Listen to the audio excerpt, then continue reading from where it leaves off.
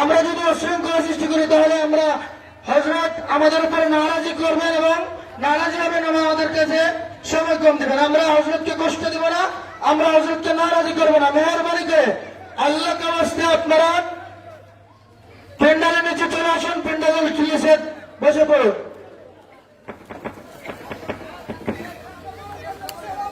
السلام عليكم ورحمة الله وبركاته. درود شريف درود شريف اللهم صل على محمد وعلى آل محمد كما صليت على إبراهيم وعلى آل إبراهيم إنك حميد مجيد. اللهم بارك على محمد وعلى آل محمد كما باركت على إبراهيم وعلى آل إبراهيم إنك حميد مجيد. إن الحمد لله الحمد لله وحده والصلاة والسلام على من لا نبي بعده. أعوذ بالله من الشيطان الرجيم. بسم الله الرحمن الرحيم. إنا نحن نزلنا الذكر وإنا له لحافظون. وقال تعالى اليوم أكملت لكم دينكم وأتممت عليكم نعمتي ورضيت لكم الإسلام دينا. صدق الله العظيم. وقال رسول الله صلى الله عليه وسلم من يرد الله به خيرا يفقهه في الدين أو كما قال عليه الصلاة والسلام. বুজুর্গান মুহতারাম, হযরত উলামায়ে কেরাম, সমবেত বিরাদরান ইসলাম, আল্লাহ তাবারক ওয়া তাআলার অসংখ্য গণিত মেহেরবানি যে আল্লাহ পাক আপনাদের এই অঞ্চলের অগণিত মানুষের মধ্য থেকে বাছাই করে নির্বাচিত করে জান্নাতের বাগানের জন্য আপনাদেরকে কবুল করেছেন। এই জন্য সবাই শুকরিয়াতান বলি আলহামদুলিল্লাহ। দেশের শীর্ষস্থানীয় উলামায়ে কেরাম ইতিমধ্যেই হয়তো আপনাদের সামনে অনেকেই বক্তব্য রেখেছেন, আমার পরেও অনেকেই বক্তব্য রাখবেন। কোরআন এবং হাদিসের আলোকে বর্তমান সময়ের সময় উপযোগী ভবিষ্যৎ জিন্দেগি গঠনমূলক আলোচনা আপনাদের সামনে করবেন। আমি কয়েকটি কথা আপনাদের সামনে বলব, কিছু কথা আপনাদের কাছ থেকে জানতে চাবো আর কিছু আমি বলব। আজকে আপনাদের এইখানে মাহফিল, এই ধরনের ওয়াজ মাহফিল আপনাদের জানা মতে আপনাদের এই এলাকায় আরো কি আছে? আছে না? আজকে মৌলভীবাজারে আপনাদের এই জেলায় আমার মাহফিল আছে 4টা। আমি এই হালকা সবচাইতে নিম্ন শ্রেণীর লোক। আমার যদি 4টা থাকে বড়দের আরো বেশি হবে না? ঘুমাইছে? আপনারা জিন্দা আছেন তো সবাই? আমার সামনে যারা বসছেন তারা কি পুরুষ? কেটা কেটা পুরুষ? হাত ওঠান তো। সবাই পুরুষ? আওয়াজটা পুরুষের মতো করবে। বাংলাদেশে প্রতি রাত্রে অন্তত 4 থেকে 4,500 ইসলামী সম্মেলন অনুষ্ঠিত হয়। এই ওয়াজ মাহফিল এত ঘন ঘন যে হচ্ছে, বাংলাদেশে গত অক্টোবর মাস থেকে এই ফেব্রুয়ারি মাস পর্যন্ত ওয়াজের সিজন। সামনে মার্চ মাসে রমজান, রমজানের ভিতরেও অনেক প্রোগ্রাম আছে। রমজানের পরে এপ্রিল মাস পুরাটাই প্রোগ্রাম আছে, ডেইলি 200 টাকা। এর দ্বারা আপনারা কি বুঝতেছেন? দেশটা মুসলমানের না হিন্দুদের? হ্যাঁ? মুসলমানের দেশ। আচ্ছা, আপনারা বলেন তো, আপনাদের মৌলভীবাজারের ডিসি অফিসে নামাজের জায়গা নাই তো? হ্যাঁ?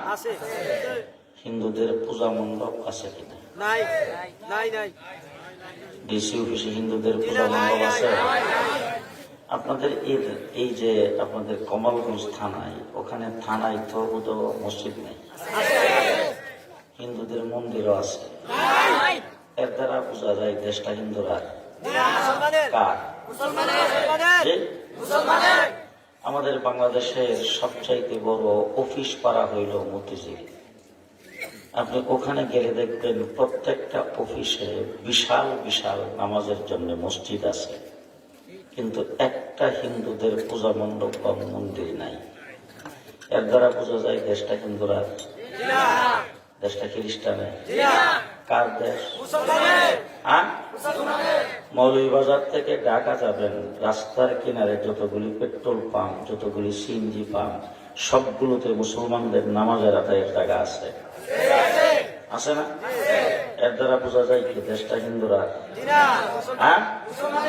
বাংলাদেশের যতগুলি ব্যাংক, ইসলামী ব্যাংক পরিচালনার পরে যখন ইসলামী ব্যাংক ব্যবসায়িক উন্নতি করেছে, তখন প্রত্যেকটা ব্যাংক একটা করে ইসলামিক শাখা খুলতে বাধ্য হয়েছে। এর দ্বারা কি বোঝা যায়? দেশটা যতগুলি পেপার পত্রিকা, নাস্তিক হোক আর আস্তিক হোক, প্রত্যেকটা পেপারে একটা করে ইসলামিক পাতা। কি বলেন? যে যতগুলি টেলিভিশন সেন্টার, এগুলিতে আজান আছে না নাই? কোরআন তেলাওয়াত আছে না নাই? হিন্দুদের গীতা আছে তো? যে তাই প্রত্যেকটা টেলিভিশন সেন্টারে, প্রত্যেকটা টেলিভিশনে একটা করে ইসলামিক প্রোগ্রাম। হ্যাঁ, রমজান মাস আসতেছে, কোরআন তেলাওয়াত কথা আসতে বলেন নি? যে এর দ্বারা বোঝা যায় দেশটা কার? হ্যাঁ, দেশটা মুসলমানের দেশ, ঠিক না ঠিক? এই জন্য মুসলমানের দেশ হওয়ার কারণে যখন বাংলাদেশে ইলেকশন আসে, যত বড় দলই হোক, শাহজালালের মাজার জিয়ারত করে নির্বাচনী প্রচার শুরু করে। বলেন, বড় দল মার্কা অনেক পরিচিত, কিন্তু স্লোগানের বেলা লা ইলাহা ইল্লাল্লাহ, দানের শেষে বিসমিল্লাহ, লা ইলাহা ইল্লাল্লাহ, নৌকার মালিক তুই আল্লাহ, এই স্লোগান না দিলে ভোট পাওয়া যায় না। এর দ্বারা কি বোঝা যায়? দেশটা কার দেশ? মুসলমানের দেশ, ঠিক না ঠিক?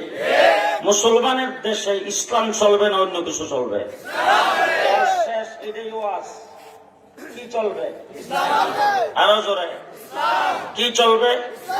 খুব ভালো করে মনে রাখেন, গ্রামগঞ্জের মানুষ খুব ভালো করে মনে রাখবেন, দেশটা 800 বছর মুসলমান শাসন করার পরে ইংরেজ এই দেশকে দখল করেছে। আমাদের পৃথিবীর আরেকটা দেশ আছে স্পেন, ওইটাও ইংরেজ দখল করেছিল। 800 বছর মুসলমান শাসন করার পরে স্পেন ইংরেজ দখল করার পরে স্পেনে এক কপি কোরআন শরীফও রাখে নাই, একটা মুসলমানও রাখে নাই, একটা মসজিদও রাখে নাই, একজন মুসলমান স্পেনের জমিনে ছিল না। সমস্ত মুসলমানকে হত্যা করেছে, সব মুসলমানকে বিদায় করেছে, সমস্ত কোরআন শরীফের কপি আগুন দিয়ে জ্বালিয়ে দিয়েছেন, মুসলমানদের লাইব্রেরি গুলো আগুন দিয়ে শেষ করে দিয়েছেন, মসজিদ মাদ্রাসাগুলোকে ভেঙে চুরমার করে দিয়ে স্পেনের জমিনে কোথাও আজান হতো না, এমন অবস্থায় ইংরেজ করেছে। আর সেই ইংরেজ আমাদের দেশ দখল করে পরে 200 বছর 3.5 লক্ষ আলেমকে হত্যা করেছে, 3.5 লক্ষ কোরআনের কপি আগুন দিয়ে জ্বালিয়েছে। অত্যাচার অবিচার করার পরে আমাদের এই দেশ থেকে একদিনের জন্য ইসলামকে বিদায় করতে পারে নাই।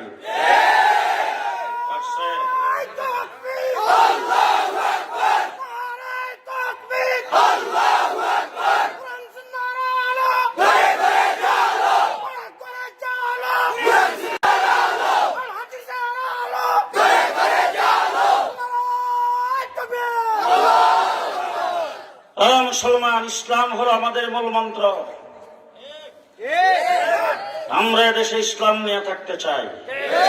আমাদের পূর্বপুরুষরা ইসলাম রেখে গেছেন বলেই আজকে ওয়াজ মাহফিল, ঠিক কিনা বলেন? গলা কাটায় দিছে তবে ইমান দেয় নাই। জীবন দিয়েছে, ইসলাম দেয় নাই। আপনারা কি করবেন? এমন কোন অবস্থা যদি আপনাদের সামনে আসে যে জীবনটা দিয়ে দিলে ইসলামটা থাকবে, কোনটা দিবেন, কোনটা রাখবেন? হ্যাঁ, সবাই না, মধ্যে মধ্যে দেখবেন দাঁড়িয়ে থাকে, কেউ যদি কথা না করে মনে করবেন হ্যাঁ কাওয়া কাতে চলে গেল। কথা কি বুঝাইতে পারতেছি? জি, যদি এমন কোন পরিস্থিতি আসে যে জীবনটা চলে গেলে ইমানটা থাকবে, তাহলে কেল্লা কাটাইয়া দিতে হবে, ইমান দেওয়া যাবে না। রাজি আছেন তো সবাই? রাজি আছেন তো সবাই? দেশটা মুসলমানের দেশ। হ্যাঁ, আমাদের দেশটার ভাষা কি? বাংলা। আমরা জাতে বাঙালি, ভাষা বাংলা। আচ্ছা, হিন্দুস্তানের একটা রাজ্য আছে পশ্চিমবঙ্গ, যেটার রাজধানী কলিকাতা, ওই জায়গাটার ভাষা কি? বাংলা। এরা জাতি কি? বাঙালি। বলেন জাতি কি? এরাও বাঙালি, আমরাও বাঙালি। এরাও বাংলা ভাষায় কথা বলে, আমরাও বাংলা ভাষায় কথা বলি। আচ্ছা, 1947 সনে ইংরেজ যখন এই দেশ থেকে চলে গেল, দেশটা যখন স্বাধীন হইল, তখন আমরা হইলাম পাকিস্তানের অংশ। আমাদের পাকিস্তানের সঙ্গে আমাদের কোনো বর্ডার আছে? আমরা পাকিস্তান থেকে অনেক দূরে না? অনেক দূরে হওয়ার পরও আমরা কেন পাকিস্তান হইলাম? আর এরা বাঙালি জাতি হইয়া, বাংলা ভাষাভাষী হইয়া, এরা কেন হিন্দুস্তান হইল? বলেন তো, আমরা কেন হয়েছিলাম পাকিস্তানের অংশ? বলেন। আমরা মুসলিম অধ্যুষিতের জন্য হয়েছিলাম পাকিস্তান। কথা বলেন। আমাদের ধর্ম ইসলামের জন্য হয়েছিলাম পাকিস্তান।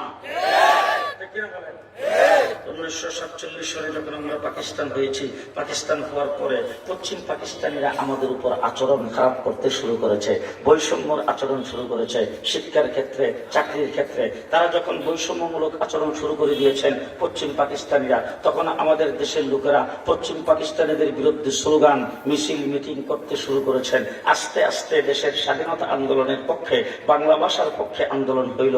52 সালে বাংলা ভাষার আন্দোলন করেছে মুসলমানেরা। বরকত, সালাম, জব্বার তারা জীবন দিয়েছে। তারপর এই দেশ আস্তে আস্তে আসলো 1970 সন। 1970 সনে শেখ মুজিবুর রহমান সাহেব আওয়ামী লীগ থেকে ইলেকশন করলেন। ইলেকশনে, নির্বাচনী ইশতেহারে তিনি পরিষ্কার ঘোষণা করলেন, আমার দল যদি ক্ষমতায় যায় তাহলে ইসলামের বিরুদ্ধে কিছুই করব না। 1970-এর কথা বলতেছে কোন সনে? 1970 ভালো করে মনে রেখেন। তখন তিনি বলছেন, আমার দল ক্ষমতায় গেলে ইসলামের বিরুদ্ধে কিছুই করব না। তখন বাংলাদেশের এই পূর্ব পাকিস্তানের লোকেরা তখন এমন ভাবে শিল মারছে, নৌকা মার্কা আওয়ামী লীগকে বিজয় করাইছেন। বিজয় করাইবার পরে পশ্চিম পাকিস্তানিরা শেখ মুজিবের হাতে, আওয়ামী লীগের হাতে ক্ষমতা হস্তান্তর করতে রাজি হয় নাই। তারা যখন ক্ষমতা হস্তান্তর করতে রাজি হয় নাই, তখন এই পূর্ব পাকিস্তানের লোকেরা অস্ত্র ধারণ করে যা কিছু আছে তাই নিয়ে 9 মাস রক্তক্ষয়ী যুদ্ধ করে 71-এ আমরা দেশ স্বাধীন করেছি। কয় মাসে? 9 মাসে। এবার আপনাদের কি জানা আছে, আপনাদের এই যে পাশেই, সিলেটের পাশেই হইল আসাম। আসাম স্বাধীনতা যুদ্ধ করতেছে কত বছর? 40 বছর। কয় বছর? 40 বছর। আমাদের বাংলাদেশের উপর দিয়ে 10 ট্রাক অস্ত্র। এই নিয়ে বাংলাদেশের কত মন্ত্রী, কত লিডার, কত অফিসার জেল খাটলো। আচ্ছা, এখন আপনারা বলেন তো 40 বছরের স্বাধীন হয়েছে তো? আমরা বলছি কয় মাসে? 9 মাসে। আসেন দিকে আবার মানে কাশ্মীরের পক্ষে যখন মুসলমানদের উপর নির্যাতন করে, কাশ্মীরের মুসলমানদের রক্ত যখন আমরা দেখি, তখন রাজপথে স্লোগান দেয় কিনা? কাশ্মীরের পক্ষে মিছিল করছে কিনা? কাশ্মীর স্বাধীনতা আন্দোলন করতেছে কয় বছর? 70 বছর। কয় বছর? 70 বছর। ওই সিনি স্বাধীন। জি, আমরা করছি কয় মাসে? জি। এবার যারা 15 বছর পর্যন্ত রাতের বুট, দিনের বুট রাতে কইরা ক্ষমতাকে কুক্ষিগত করে রেখেছেন, ক্ষমতার বস্তুতে বৈশা বাংলাদেশের সম্পদকে লুটপাট করে বিদেশের বাড়িতে সম্পদের পাহাড় জমায়েছেন, মুক্তিযুদ্ধের চেতনার কথা বলে তাদের চোখে আঙ্গুল দিয়ে বলতে চাই, আমরা যদি মুসলমান না হতাম আমরা 70 বৎসরে স্বাধীনতা অর্জন করতে পারতাম না।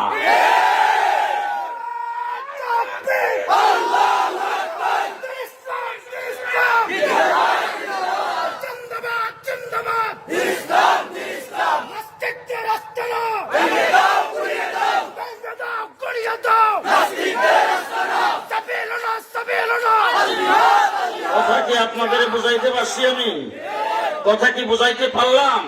71 আমরা মাত্র 9 মাসে যুদ্ধ করে স্বাধীনতা অর্জন করেছি। কিসের বিনিময়ে? ইসলাম। কিসের বিনিময়ে? মুসলমান হিসাবে। ঠিক না ঠিক? মুক্তিযুদ্ধ চলাকালীন আমার দেশের মুক্তিযোদ্ধারা যারা মুক্তিযুদ্ধ করেছেন তারা রণাঙ্গনে নামাজের টাইম হলে জামাতের সাথে নামাজ আদায় করেছেন। ঠিক কিনা বলেন? মুক্তিযুদ্ধের সেক্টর কমান্ডার ছিল মেজর জেনারেল M.A. জলিল সাহেব। ওনাকে জিজ্ঞেস করেছিলাম, জলিল ভাই বলেন তো দেখি আপনারা মুক্তিযুদ্ধের সময় কি করেছেন? তখন বলল যে শোনেন, আমরা যখন মুক্তিযুদ্ধ করি আলেম ওলামায়ে কেরামের কাছ থেকে আমরা ফতোয়া নিয়েছিলাম। তারা ফতোয়া দিছিল রণাঙ্গনে যখন যুদ্ধ চলতে থাকবে তখন আমরা ভাগ হয়ে যাবেন, এক ভাগ যুদ্ধ করবেন, আরেক ভাগ নামাজ আদায় করবেন। এইভাবে আমরা নামাজের টাইম হলে জামাতের সাথে নামাজ আদায় করতাম। জি, এর দ্বারা কি বোঝা গেল? দেশটা আমি আপনাদের একটা কথা জিজ্ঞেস করতে চাই। আমাদের শেখ মুজিবুর রহমান সাহেব যে ভাষণ দিয়েছিলেন 7ই মার্চে সোহরাওয়ার্দী উদ্যানে, 7ই মার্চের ভাষণ এখন পর্যন্ত রেডিও টিভিতে বাজে। গত 15টা বছর পর্যন্ত 7ই মার্চের ভাষণ বাজাইলো আর তসবিহ ওরা হাতে নিয়ে জাতির জন্য জাতির জন্য জাতির জন্য চাপলো। তাদেরকে জিজ্ঞেস করতে চাই, 7ই মার্চের ভাষণে কোনো কানে দিয়া কোনো কিনার দিয়া মাসের ভাষণের ভিতরে কোনো অক্ষর কোনো শব্দ শেখ মুজিব এই কথা বলছেন কিনা? দেশটা যদি স্বাধীন করতে পারি তাহলে দেশটা হবে ধর্ম নিরপেক্ষ।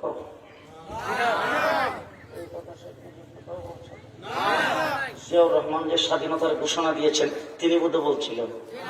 আপনাদের সিলেটের M.A. উসমানী সাহেব তিনি যে মুক্তিযুদ্ধের সর্বাধিনায়ক ছিলেন তিনি বোধ হাইটে হাইটে সব জায়গায় বলছে স্বাধীন হইলে ধর্ম নিরপেক্ষ হবে। বলছেন? বলছেন কেউ?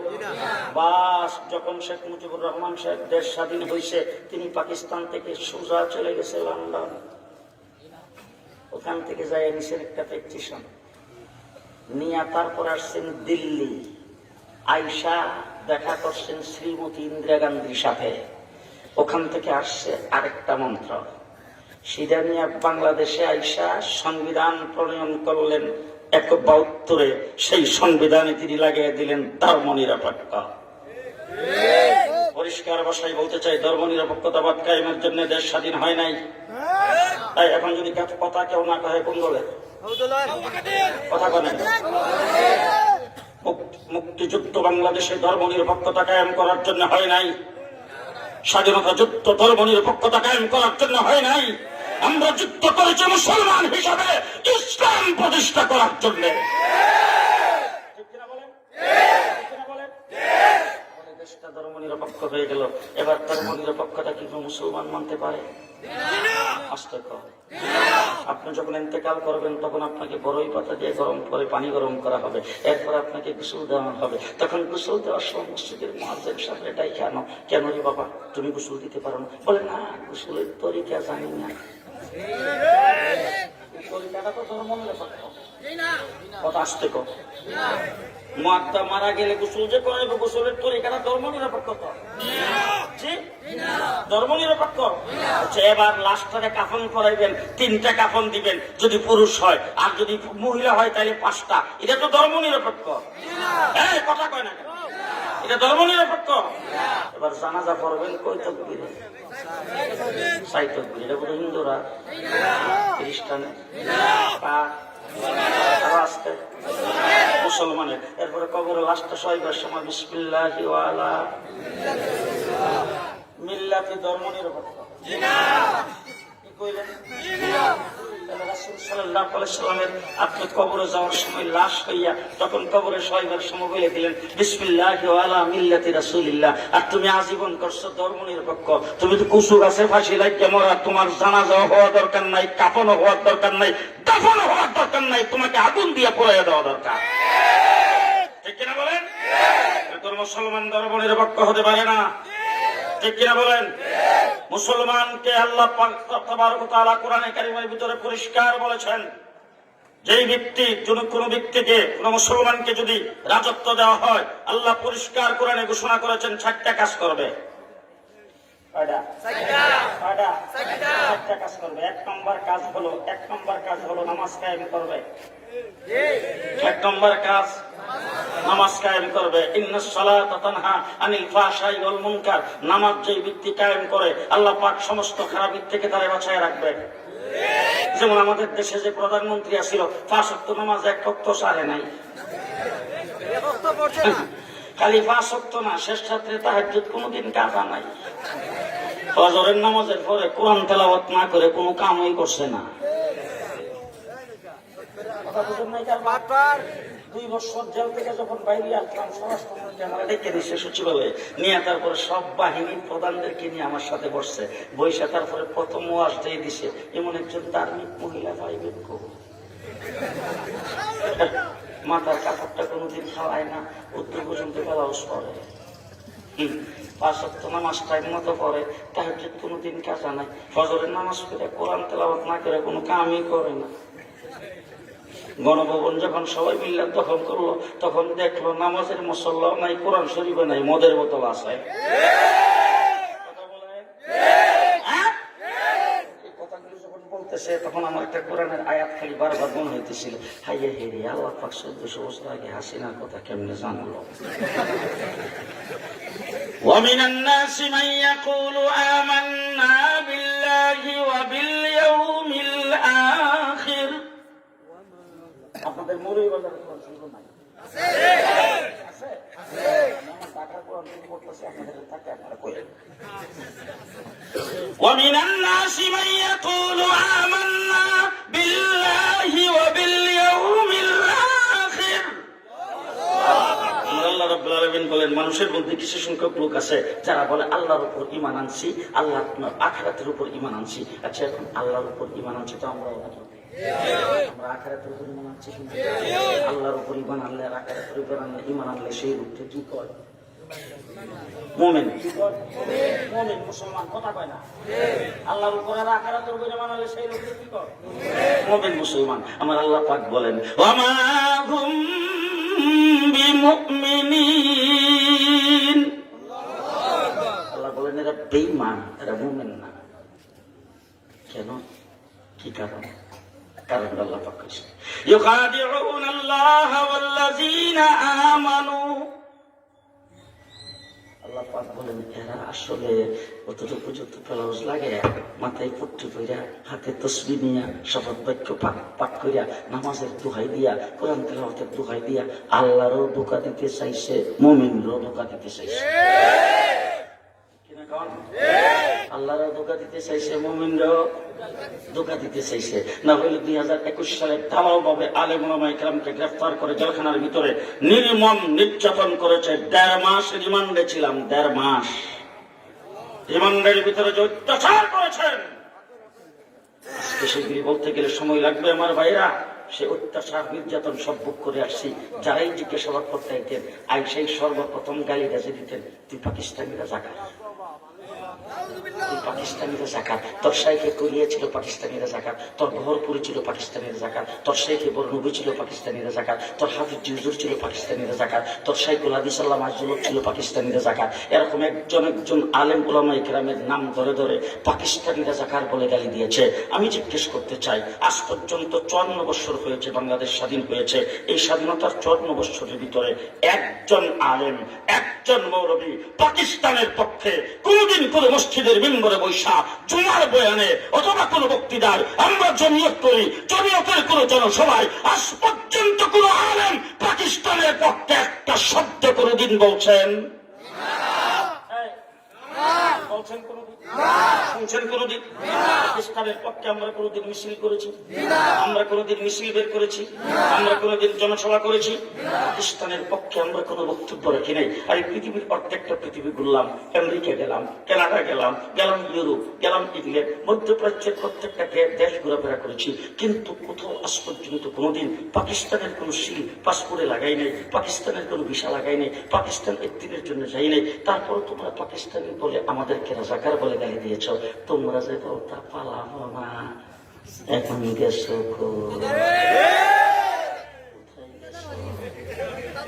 তোমরা তো বক্তৃতায় দাঁড়ায় বলছো ভারতের সাথে আমরা স্বামী স্ত্রীর সম্পর্ক। যখন কইছে স্বামী স্ত্রীর সম্পর্ক তখন আমরা কি বুঝছিলাম জানি না, আমি বুঝছিলাম যে আমরা মেয়েকে আসলে প্রেম করে লিছি, আমরা মেয়ে প্রেম করে লিছি। আমাদের মেয়ে যদি প্রেম করে সেটা বাপ আর ভাইয়ের এই মেয়ের ব্যাপারে কি দায়িত্ব?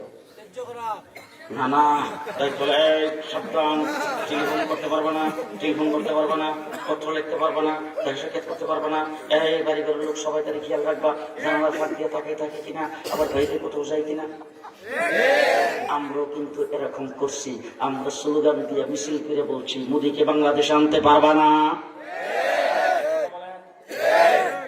শেষ পর্যন্ত দেখলাম আল্লাহ এমন প্রেম লাগাইছে, মেয়েরা এই বাকি গেছে।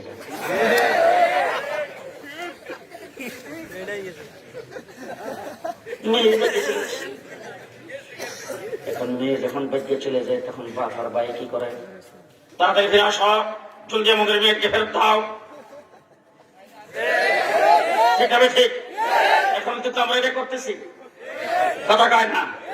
শেষ পর্যন্ত যদি ফেরত না দেয়, আর ফেরত যদি না দেয় তাহলে কিচ্ছু করে দেব, কিনা বলেন? কিনা বলেন?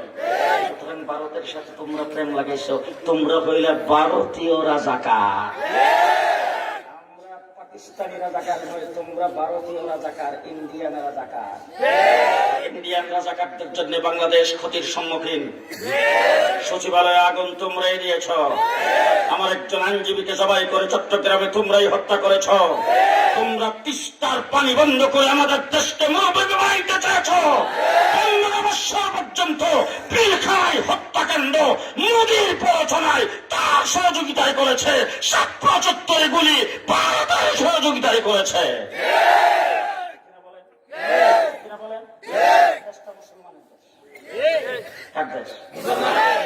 মুসলমানের দেশ, 15 বছর পর্যন্ত এমন কোন নির্যাতন নাই যেটা করে নাই। কত মানুষের কত মায়ের বুক খালি করেছেন, কত স্ত্রীকে বিধবা বানিয়েছেন, কত সন্তানাদিকে তিন করেছেন। হাই হাই হাই, পিলখানায় 57 জন আর্মি অফিসার, একটা আর্মি অফিসার বানাইতে দেশের কতটুকু খরচ হয়, একটা আর্মি অফিসার করতে কতটুকু পর্যন্ত মেহনত করা লাগে। 57 জন আর্মি অফিসারকে এক রাত্রে গুলি করে হত্যা করে দিয়েছেন।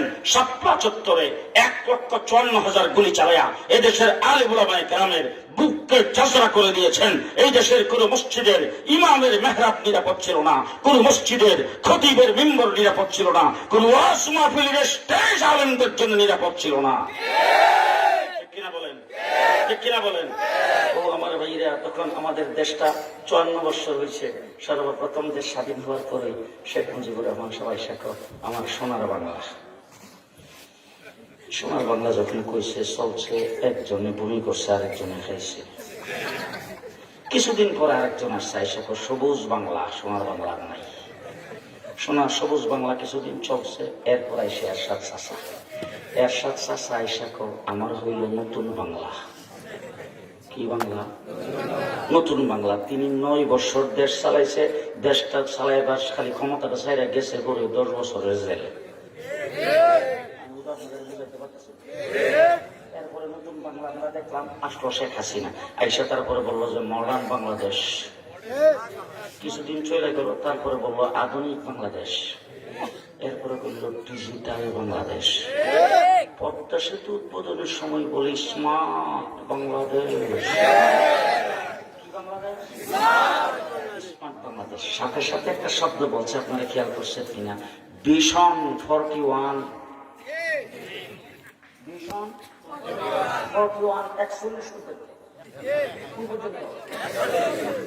জেলখানার ভিতরে রুমের মধ্যে একজন পুলিশ রাখে হুজুর আজকে ঘোষণা করছে 41 পর্যন্ত। সারা রাত্র ঘুম হয়নি, 41 পর্যন্ত ক্ষমতায় থাকলে উপায় আছে? আর জেল থেকে বাড়িতেও আমার বিয়ের লোকের দেখা হইব, এই জায়গা তুই শেষ। সকালবেলা যখন দরজাটা খুলছে মৌলানা মাহমুদে ডাক দেখলাম, মামুনুল হক শাহ 41 খবর আছে এবার। আমার আল্লাহ ডাক দেখা এবার রাখ 41 ভীষণ 24 ভীষণ 24।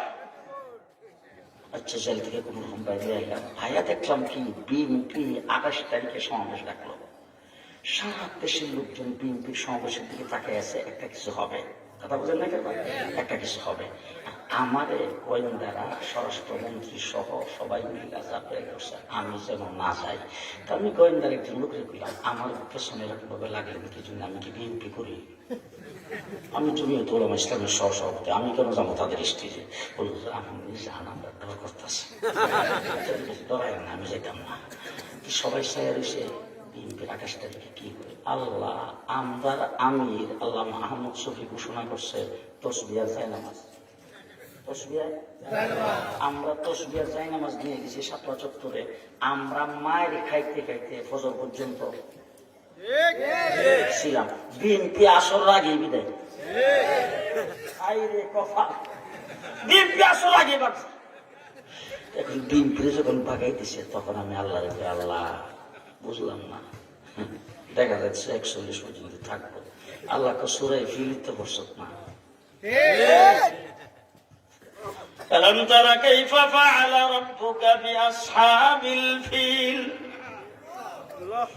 ألم يجعل كيدهم في تضليل। বাইতুল্লাহ শরীফ ভাঙার জন্য আসছে হাতির পাল নিয়ে। আব্দুল মুত্তালিব গেছে সাক্ষাৎ করতে, যায় আপনার লোকজন আইসা আমার এই বেড়া বকরিগুলি ধরে নিয়ে আসছে, আমার কোরআন বকছে, এগুলি তাড়াতাড়ি দিয়ে দেন। আমরা বাদশাহ বেড়া বকরি চাইলে পরে ওই একটা জিনিস দিয়ে দেবো, অসুবিধা নেই, বাইরে রাখছে ছেড়ে দেবো। তো আচ্ছা আপনি বলেন তো, এই যে বাইতুল্লাহ ঘরটা যে ভাঙার জন্য আসি, ঘরে তো আপনি মুতাওয়াল্লি, ঘরের সম্পর্কে আপনার কোনো কথা নাই। আব্দুল মুত্তালিব ঘরের মালিক আমি না, ঘরের মালিক আমি না, সে ঘরের মালিক হ্যাঁ বুঝবো ঘরের ব্যাপার, আমি বেড়া বকরির মালিক এটি দিয়ে দেব। তো বেড়া বকরিগুলি দিয়া আমরা বাদশাহ মনে মনে খুব খুশি, আর সব সৈন্য সামন্তরা দেখে খুশি করি আর কোনো বাধা নাই, আর কোনো বাধা নাই, কথা ভাঙিয়ে দিয়ে জমকা তাড়াতাড়ি আই দেখি। সবাই মিলে যখন ইয়ে করতেছে আব্দুল মুত্তালিব বংশের লোকজনকে ডাক দিয়ে গেছে, আসো আসো আসো আসো। আমরা সবাই পাহাড়ের উপরে যাইয়া তামসা দেখি আল্লাহর ঘর আল্লাহ কেমনে হেফাজত করে।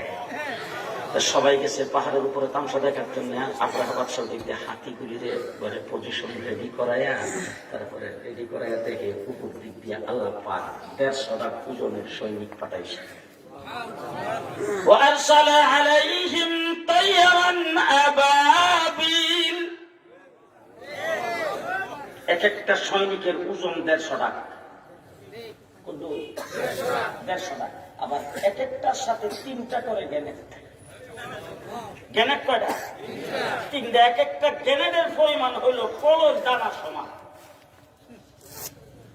তেলার দানা ছিলেন না, কলর ডাল ছিলেন তো, এই ডাইলের দানা সমান। বাসে দুই পাকার নিচে 2টা টুটে রাখা একটা লইয়া উপর দিক দিয়ে পজিশন রেডি, আর কিসমিস কিসমিস করতেছে। আপনার আমার সামনে ছায়া দেখে ও এই এলাকার লোকজন আসলে হাতি দেখে নাই, যে এই এলাকার পাখিগুলিও হাতি দেখছে না, আমাদের দেখতে আসে।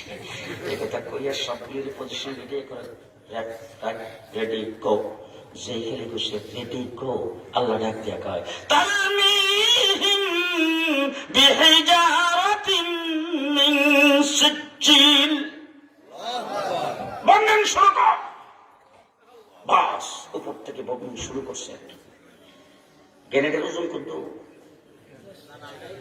কলর দানার সমান, বুঝলেন না ব্যাপার?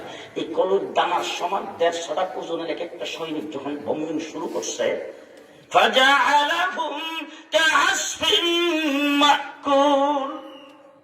তাফসীরের কিতাবে লেখছে যে একটা গোড়ার সামনে যদি আম পাতা, জাম পাতা, কাঁঠাল পাতা, বরই পাতা সবগুলি পাতা একত্রিত করে দেওয়া হয়, আর গোড়া যদি সবগুলি পাতা একত্রিত করে মুখের ভিতরে নিয়ে বালা করে চাবাইয়া এরপরে যদি গিলার পরে যদি বমি করে দেয়, ফিরা যদি আবার জমিনে রাখে, কোনটা আম পাতা, কোনটা জাম পাতা, কোনটা কাঁঠাল পাতা, এটা যেমন চিনা যাবে না, এটা যেমন নির্ণয় করা যাবে না, বাছাই করা যাবে না, ঠিক তেমনি করে বম্বিংয়ের পরে বাইতুল্লাহর কিনারে যায় দেখছে কোনটা হাতির গোশত, কোনটা মানুষের গোশত, কোনটা হাতির হাড়, কোনটা মানুষের হাড় চিনা যায় না।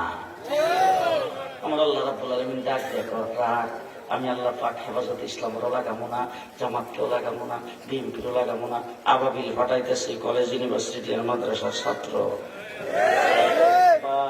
পাঠাইছে। পরে তারা যখন খালি মার্চের ডাক দিছে, গণভবনের দিকে যখন আইতেছে, সেনাবাহিনীর প্রধান, নৌবাহিনীর প্রধান, বিমান বাহিনীর প্রধান সব গেছে, পুলিশের প্রধান যা সামনে গেছে, পুরো যখন দমক শুরু করে দিছে, তোমাদেরকে পদোন্নতি দিছি, তোমাদেরকে বড় অফিসার বানাইছি, তোমাদেরকে সুযোগ সুবিধা দিছি, তোমাদেরকে বেতন বাড়াই দিছি, তোমাদেরকে বোনাস বাড়াই দিছি, রেশন বাড়াই দিছি, এখন আমার কাছে কিভাবে আসবে তারা মিছিল করে, তাদেরকে ঠেকাও। সেনাবাহিনীর প্রধানের টাকা ম্যাডাম 45 মিনিট, 45 মিনিট। পুলিশের প্রধানের টাকা ম্যাডাম গুলি যদি করি তাহলে গুলি যেটার গায়ে লাগবে এটা নিচে পড়বো, আর পাশে যেটা থাকবে এটা পেছনে যাবে না, সামনের দিকে আসবে। মা তার মেয়েকে নিয়ে গেছে, বাবা সন্তান গুলি নিয়ে গেছে, যে আমি সন্তানটাকে দিয়ে দিলাম এই বিপ্লবের জন্য। এইভাবে যখন ছাত্ররা গুলি আসতেছে, তারপরে যখন ফিরে নাই, মরতে যখন রাজি হয়ে গেছে, জীবন দিতে যখন রাজি হয়ে গেছে, পেছনের দরজা দিয়ে যে ভাগছে, বাংলাদেশে যারা দালালি করছিল একটা দালালের কথা মনে করে নাই। করছে বোধহয় শিখাইছিল বলে আমার এই কমলগঞ্জ যে করমালি যে আছে কেমন আছে, এর কই সাবধানে থাকতো।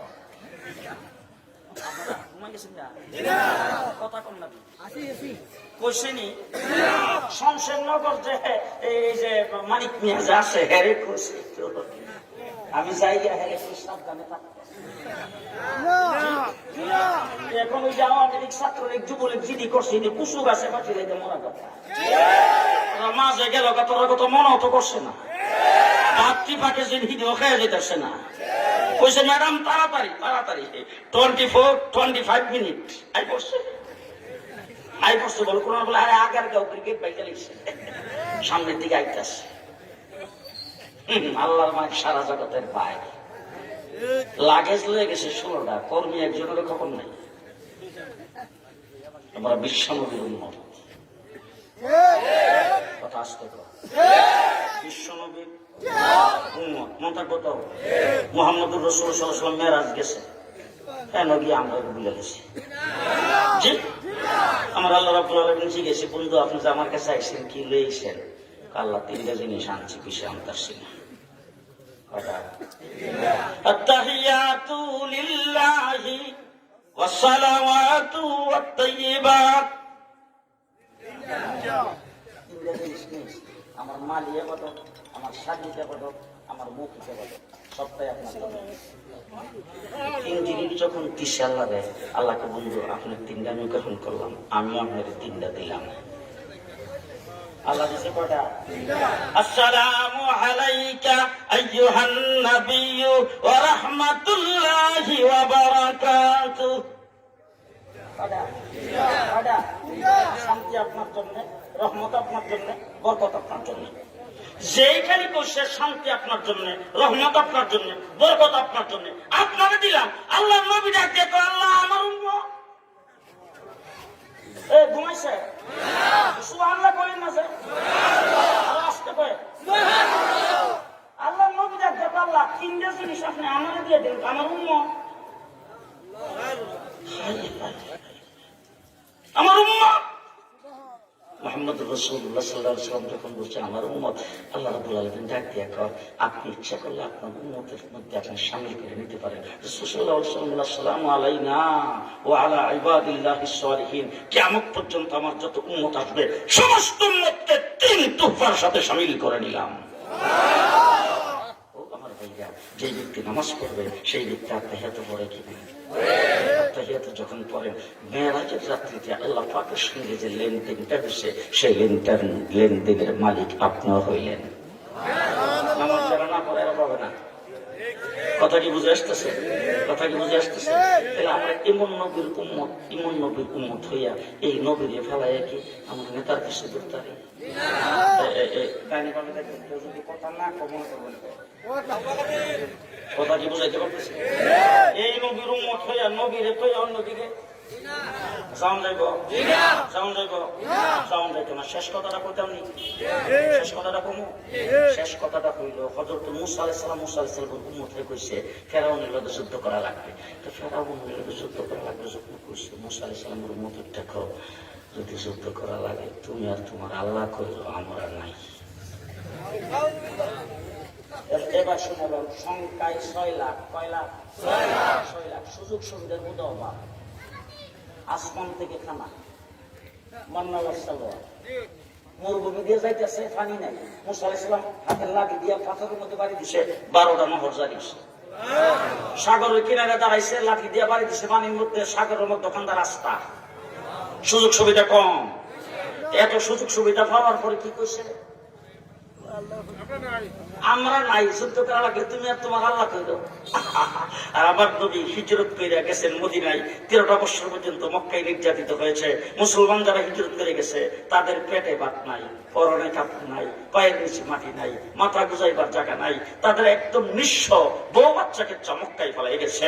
আল্লাহ সহায় সম্পত্তি মক্কায় তুলে গেছে, একদম নিঃস্ব অবস্থায় সাহাবায়ে কেরাম মদিনার যারা ছিল তাদের সঙ্গে আল্লাহ নবী মক্কার একজন একজন করে ভাই ভাই বানায়া, তারপরে একজন দুইজন করে এক একজনের করে লজিং সিস্টেম, এইভাবে হুজুর আকরাম সাল্লাল্লাহু আলাইহি ওয়াসাল্লাম বসবাস করার জন্য দিয়েছেন। এই সমস্ত সাহাবায়ে কেরামের সময়ে আবু জাহেল 1000 সৈন্য লইয়া, 1000 যোদ্ধা, 1000 অস্ত্র, যুদ্ধ করতে যা সরঞ্জামের দরকার সব সরঞ্জাম এবং যুদ্ধে উৎসাহিত করার জন্য সুন্দরী রূপসী যুবতী মহিলা, ব্যাংক পার্টি, ঢোল তবলা বাজনা সবকিছু নিয়ে গেছে, যুদ্ধের ময়দানে যুদ্ধ করত। ওই অবস্থায় হুজুর আকরাম সাল্লাল্লাহু আলাইহি ওয়াসাল্লাম 313 জনকে নিয়ে একত্রিত হয়েছে। রাসূল চপ করে সকলের দিকে তাকাইছে। আল্লাহ রাসূলের স্বাভাবিককে সাহাবায়ে কেরাম বুঝে ফেলছে, হুজুর আমাদের কাছ থেকে কিছু শুনতে চান। রাসূল সাল্লাল্লাহু আলাইহি ওয়াসাল্লামের সামনে সাহাবায়ে কেরাম দাঁড়াইছে, দাঁড়ায় বলছে, ও আল্লাহর হাবিব, মুসা আলাইহিস সালামের উম্মত সমস্ত সুযোগ সুবিধা পাওয়ার পরে বলছিল তোমরা যদি করা লাগে তুমি আর তোমার আল্লাহ কইরো, আমরা যুদ্ধ করতে পারবো না, আমাদের পেটে ভাত নাই, পরনে কাপড় নাই, রমজানের মাস, শেষ রাত্রে সেহরি ভালো করে খাইতে পারি নাই। ও হুজুর, ইফতার কি দিয়ে করবো? আমাদের কোনো ব্যবস্থা নাই, আমাদের মাথা গুজাইবার জায়গা নাই, বউ বাচ্চা কি অবস্থায় আছে আমরা খোঁজ খবর পাচ্ছি না, মক্কায় ফেলে দিয়ে আসছি।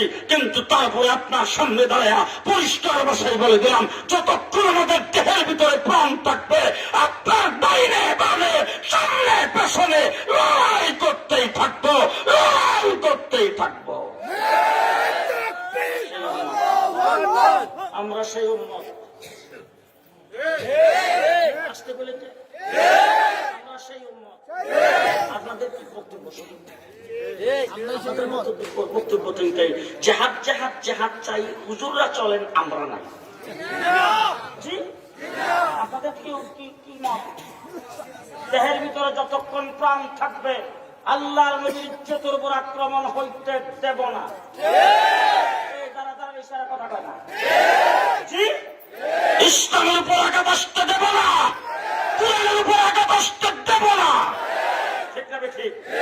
এবার সব বাংলা দেখলেন তো, স্মার্ট বাংলাদেশ দেখছেন তো, কাঁচা মরিচের কেজি 1200 দেখছেন না? এবার আমি একটা কথা বলবো, আপনি রাজি যদি থাকেন 2 হাত উড়াইয়া সমর্থন দিয়ে, আর রাজি না একটা চুপ করে বসে থাকেন। এই জুলাই আগস্টের এই বিপ্লবের পরে রাস্তায় যারা বিপ্লব করেছে, আজান হলে তারা রাজপথে নামাজের কাতার বেঁধে জামাতের সাথে নামাজ আদায় করেছেন। সেই বিপ্লবের পরে এবারে বাংলাদেশ হবে ইসলামের বাংলাদেশ, ইসলামের বাংলাদেশ, ইসলামের বাংলাদেশ। রাজি আছেন? রাজি আছেন? সবাই রাজি আছেন? এই শেষ কথা ভালো করে শুনে রাখেন। আওয়ামী লীগ করেছেন, বিএনপি করেছেন, জাতীয় পার্টি করেছেন, যে যে দল করেছেন, মার খার জন্য রক্ত দিয়েছেন, গান দিয়েছেন, দলের জন্য দিয়েছেন, নেতার জন্য দিয়েছেন। আসেন এবার যদি রক্ত দেওয়ার প্রয়োজন হয় ইসলামের জন্য রক্ত দেব।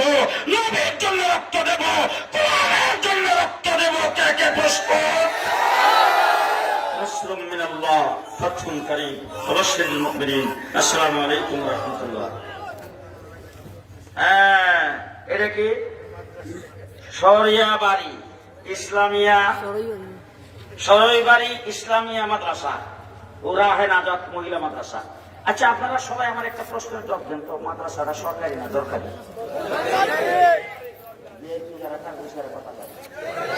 মাদ্রাসা সরকারি না দরকারি? দরকারি। সরকারি যেটা, এটার যাবতীয় দায়িত্ব হলো সরকারের। এর যাবতীয় দায়িত্ব কার? সরকারের। পুলিশের বেতন দেয় না, আর্মির, বিডিআরের এরা বেতন দেয়। রেশন, এই যে সামনে যে ঈদ আইতেছে, বোনাস পাইবনি, শীত জেগেছে, জুতা পাইছে না, আস্তে কথা কর। সরকারি যেটা যাবতীয় ব্যবস্থা করে সরকার, আর যেটা হলো তরকারি, এটা যাবতীয় ব্যবস্থা করবে ইমানদার মুসলমান। কথা কি বুঝাইতে পারলাম? এই মাদ্রাসাটা ভবিষ্যতে একটা দিনের মাদ্রাসা হবে। আপনারা সামনে কেটা কেটা দেখি, তাই ঘাটটা উঠে কেটা কেটা সান দেখেন, দেখেন দেখেন দেখেন, উড়ে উড়ে উড়ে উড়াইছি না আমরা, উঠাইছে না? তাই না? আমার সাথে বলবেন সুবহানাল্লাহ আলহামদুলিল্লাহ ওয়া লা ইলাহা ইল্লাল্লাহ আল্লাহু আকবার আল্লাহু আকবার আল্লাহু আকবার। হাতটা বাবলা দেন, বলেন বিসমিল্লাহির রহমানির রহিম। হাতটা পকেটে দিবেন, পকেটে এই বাচ্চা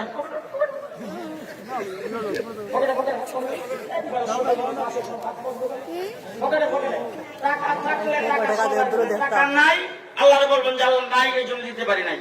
একটু মেহরবানি করে বাইর করুন, বাইর করুন তাড়াতাড়ি তাড়াতাড়ি। এই তাড়াতাড়ি আসেন, আপনার পকেটে হাত দিচ্ছেন। আরে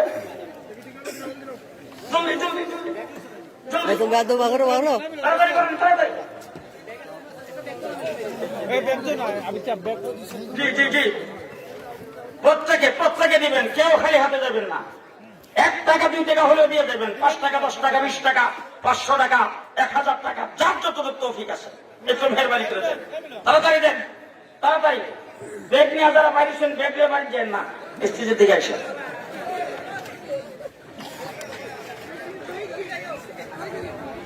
আলহামদুলিল্লাহ, আমরা অত্যন্ত সগর্ব আলোচনা শুনছিলাম খতিব বাঙ্গাল আল্লামা জুনায়েদ হাবিব সাহেবের কাছ থেকে। সম্মানিত উপস্থিতি, আমাদের মাঝে উপস্থিত হয়েছেন হযরত মাদারপুর হুজুরের শহীদ সাহেবজাদা হযরতুল আল্লামা হযরত মাওলানা নূরুল মুত্তাকিন জুনায়েদ সাহেব হাফিজাহুল্লাহ।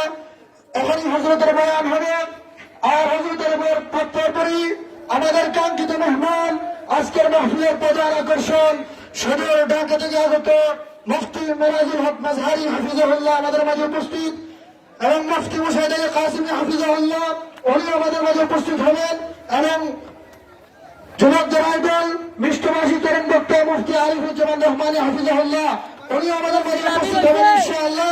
ধারাবাহিক একের পর এক আপনাদের সামনে উপস্থাপন করা হবে। হযরতগণ দিনে আলোচনা করবেন ইনশাআল্লাহ। এই মুহূর্তে